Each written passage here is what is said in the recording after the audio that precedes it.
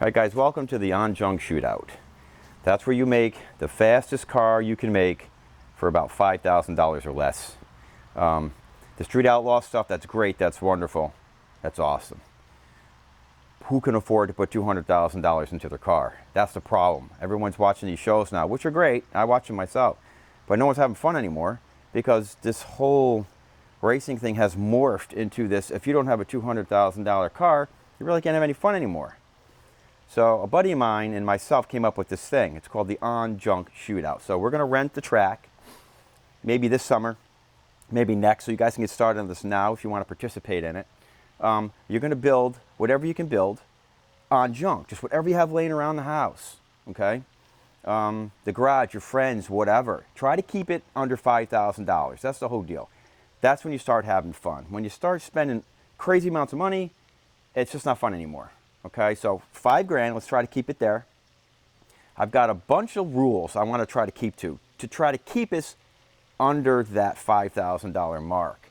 Because the more you let people go, because I've talked to some friends about this, they start coming up with these weird, oh, I'll do this, and then it just drives the price up again. Whole idea is so we can get a huge group of people to not spend a whole lot of money, go pretty fast and have a lot of fun. Okay, so I got a little list here. We're going to look at the list. We'll go down what I think the rules should be. I might add some later on. I might take some away. You guys can chime in, leave the comments down below, and let me know what you think. We'll try to filter it, really narrow it down. But I do have quite a few, and the main reason is just to keep the price down. If you don't try to put all these restrictions on, it's going to turn into everyone putting gobs of money into this or gobs of money into this to try to beat the next guy. You want to try to keep it like it was 30 years ago, or you just had an old car like this here, and you just had an engine, a tranny, whatever, and you often had a lot of fun with your friends, and you weren't breaking the bank to do it. Okay, so let me get into the list here, and again, we'll change this list as we go on.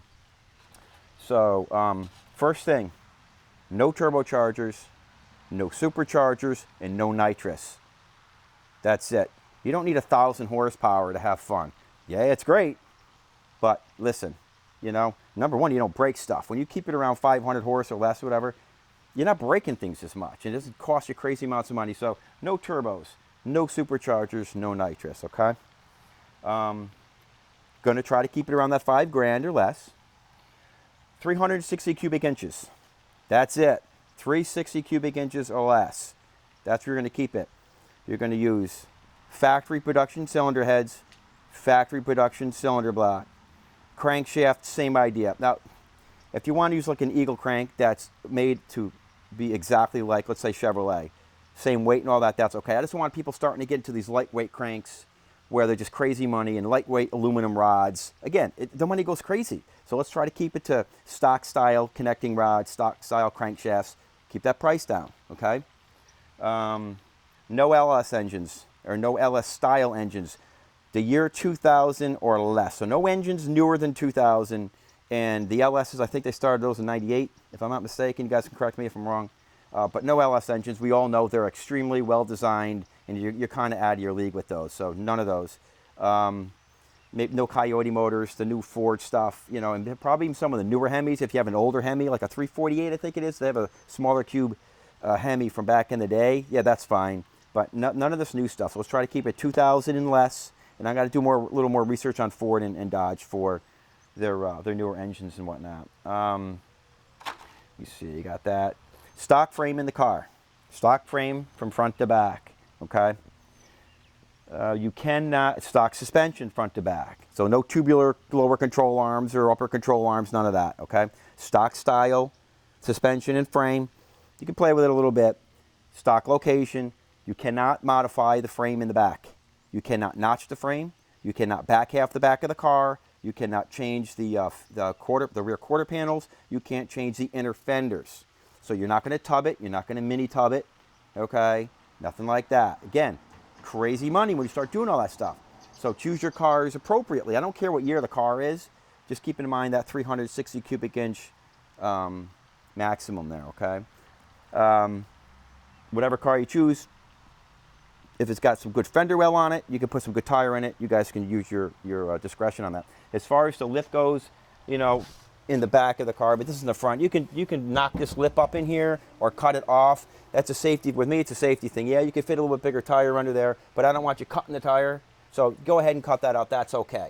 But you can't. Obviously, this would be for the back. I'm just using the front as an example. But as far as the frame and the inner fender and the frame rails, you cannot modify the back of it. The whole frame of the car has got to be factory style. The suspension parts factory style. You can use aftermarket shocks if you want to use coilover shocks. So I'll give you some leeway there. Okay, that's fine. See what else we got here. Roll lip, outside quarter panel. No fiberglass body parts or bumpers, except the hood. You go ahead and put a fiberglass hood on there. That's fine. I know you're going to put some cowls on there for carburetor room, whatever. Hood's okay. Unless the car came from the factory with fiberglass on it, then that's okay. Like the Corvette guys, yeah, it's fiberglass car, so obviously that's okay. No Lexan windows, no plastic windows. You have to be glass. The windows have to be glass. Fuel type, 87 to 93, it's got to be pump gas. So E85, okay. E90, okay. I don't want to start getting the methanol and all this other crazy stuff. No C16, you know, you got to go to wherever to get that stuff. Let's just kind of keep it manageable. So if you want to run C16, you can run E85 anyway, you know, so just might as well run E85.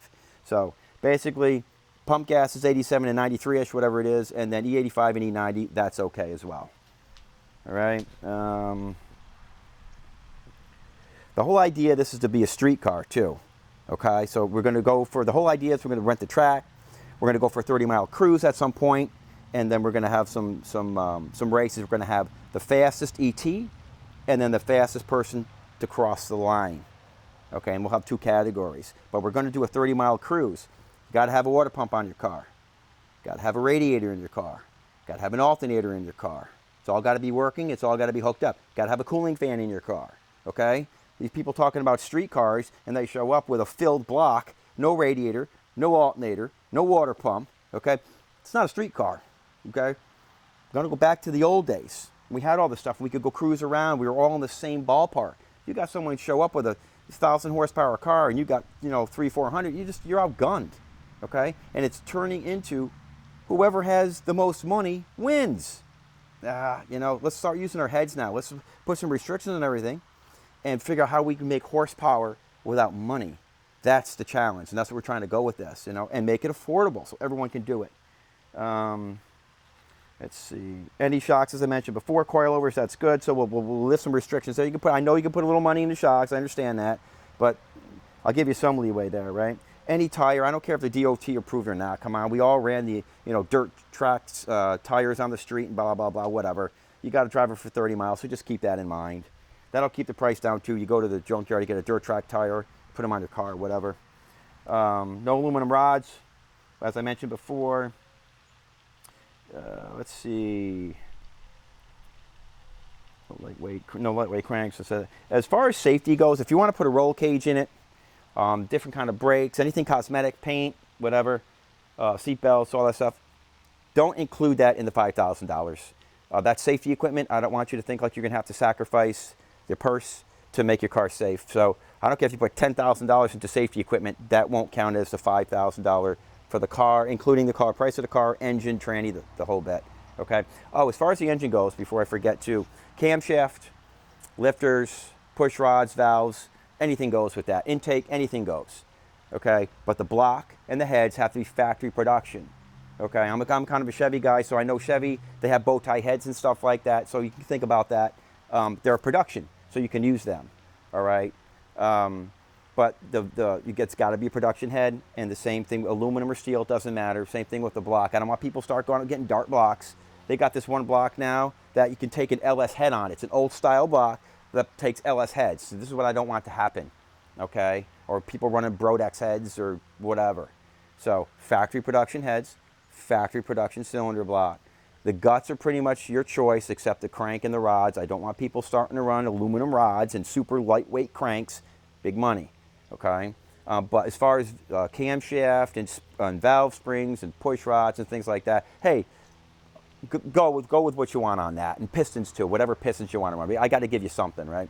So Transmissions, again, run what you want. You know, it doesn't matter too much. Rear end, run what you want. That's not going to matter too much. But the control arms, upper and lowers, and the frame and all, has to be stock style arms.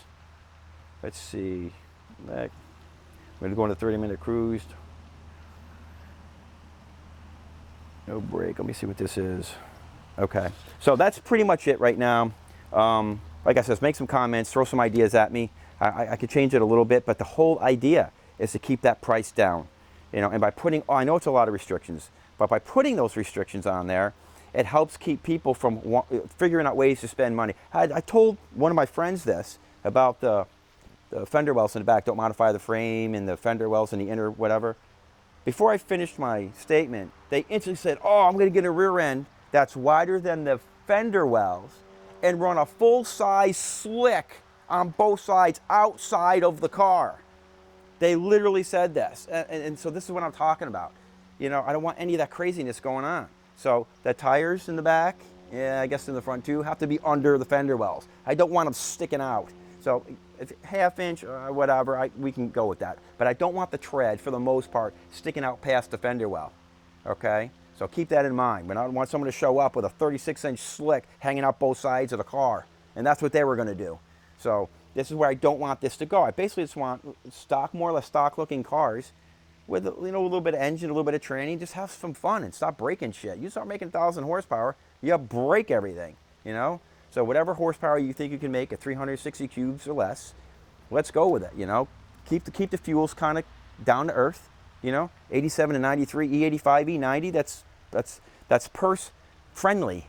You know, C16 is not purse friendly. What's it, like $15 a gallon now? It's crazy. Come on. You know, and again, if you're going to run C16, just run E85.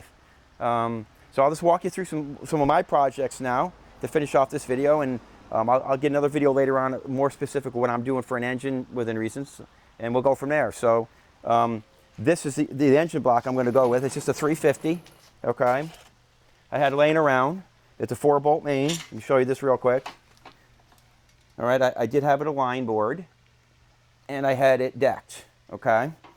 So I did that and cleaned it up, and I still have to do through a trial assembly and then a permanent assembly or final assembly, and I'll take you guys through that later on. But I'm just running basically a 350, all right? Chevrolet 350, and that'll be my power plant, okay? It's gonna go in this car over here. This is a 71 Oldsmobile. It's rusted out. I've had this car for 20-something years. You know, it's a mess. I'm going to sand it down mildly, and I'm going to hit it with like rhino lining or something, like scratch guard paint, you know, almost like rubberized coating, and just cover it. It's going to be, it's a rat rod, basically. And I'm going to put my little engine transmission ensemble in there. So I'll walk you into the car, into the garage here, go over through some of the parts I got laying around, and we'll catch you on the next time after I show you what's going on. So why don't we walk in this way? So I got my couple cranks laying around. Again, they're just 350 cranks. They are forged cranks. I got lucky. You know, you don't have to have a forged crank. You know, I got a bunch of I got an oil pan, a bunch of crap over here. I got some extra pistons over there, and this RX-8 here is actually another project I'm going to get into. This is a separate project. So if you're interested in this, maybe we can do some separate stuff. If you guys want to see this, I'm going to try to get a 6-liter LS engine for this. This is not part of what I'm talking about now. This is a separate thing. I'm going to just do like a supercharged LS6 thing swap in this car. I just like the car. It's kind of neat. All right, so back to the on-junk shootout. That's what we're calling it, on-junk shootout, okay? Basically, build whatever you can for junk. These are some old Corvette heads, like 95, 96 Corvette heads. I went through and I did some port work on them. Obviously, they need to be cleaned up a little bit. These are some old pistons. I'm going to be using these pistons. These are my new pistons, so you guys can get a pretty good idea of where I'm going with this if you know what this is. All right. Over here, just your basic intake manifold. Everyone knows what this is, right? Victor Jr., no big deal. These are my connecting rods I'm going to be using with those pistons.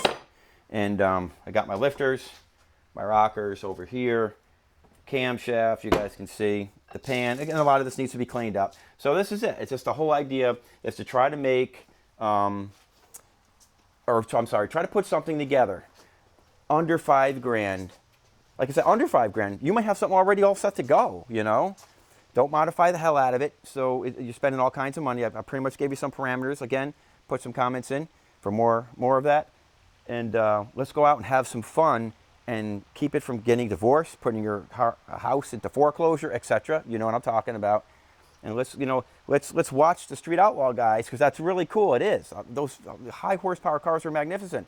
But everyone's sitting on their couch eating potato chips, not enjoying the fun. And you can have fun with a 400 or 500 horsepower car.